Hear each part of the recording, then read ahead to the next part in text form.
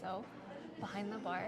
I wanted to quickly just talk about positions when people are doing hand pours. And I think a lot of people are kind of curious as to what kind of positioning they want to have when they are using these servers and kettles. Of course, there's no actual one proper way to do it, but I do think that there are comfortable ways more so than others. So you'll notice in all of the videos that I take and every single hand drip that I do, I actually stand in this exact position with my left arm like this on my hip with my thumb facing forward, and then right hand kettle because I'm right-handed.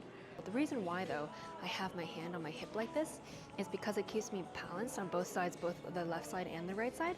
And also I don't want to put too much strength and power into my wrist here on my right hand, because then I won't be able to do hand drip for very long, and it's also more difficult to control the actual water.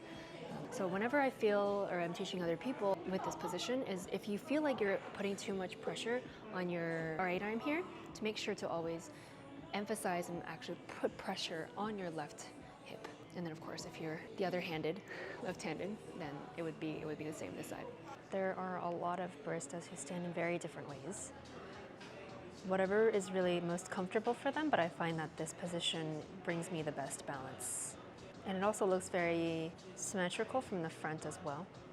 I also like to tilt my kettle a little bit so that the water pour is a little bit more perpendicular and straight and more control as possible. But when you're actually doing the pour, because the hario is in one direction, it flows clockwise, I also make sure to pour my water in clockwise.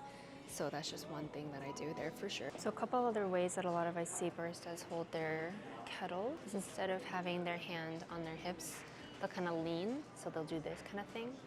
Gives them a positioning, so I guess they're focusing their energy down on this hand right here. But I also see people, stand sideways like this and trying to lean forward. I saw this recently. I'm not sure how effective that is. I just feel like my back and my core would hurt after some time. I know some people who actually full on go down like this. So many different ways. I think I used to just do this too in the past.